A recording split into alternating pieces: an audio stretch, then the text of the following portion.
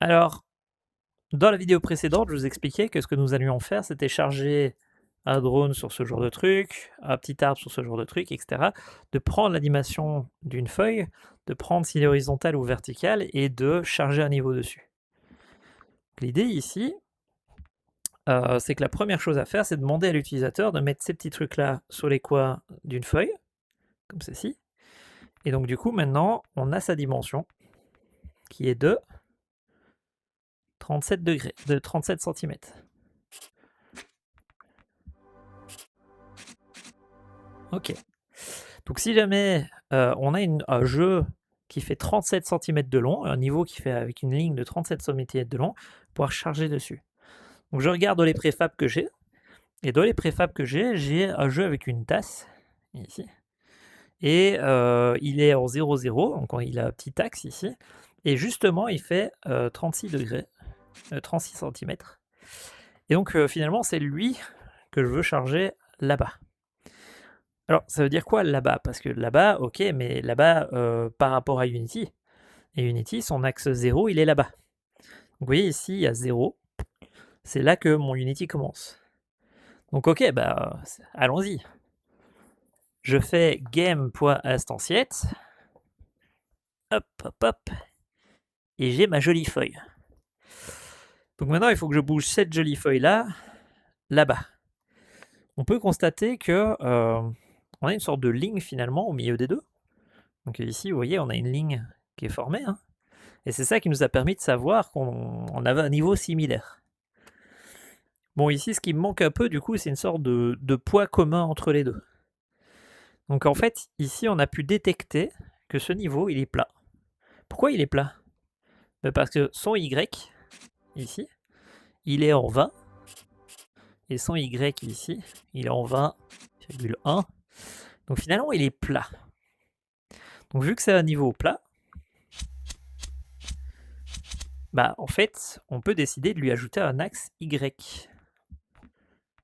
Comme ceci. Ouh. Et donc, finalement, ici, on a un axe Y. Finalement, celui-là, on pourrait l'appeler Z pour dire que c'est vers l'avant. Et donc, du coup, vous voyez ici, on a un axe là, un axe là. Et alors, on pourrait créer un troisième axe ici en disant que c'est ce qu'on appelle un cross product. Alors, je vais prendre la couleur bleue. Ici. Donc ça, c'est X. Comment on trouve celui-là? En utilisant quelque chose qu'on appelle du cross product.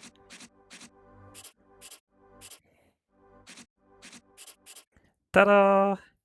Donc on a notre Z, on a notre Y, on a notre X. Est-ce qu'on l'a ici aussi? Bah, en fait, oui. Regardez, on a A là, A là, A là. Donc finalement, on peut deviner cet axe-là. Ok. Et bah du coup, on fait ça, hein. Là, je viens de créer mon objet. Bah, son Z, il est là. Hop, son X, il est là. Son Y, c'est le même que Unity. Donc finalement, maintenant, on peut constater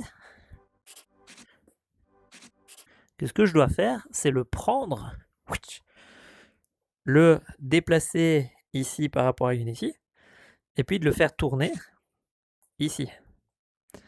Donc comment on pourrait faire pour pouvoir faire tourner... Attendez.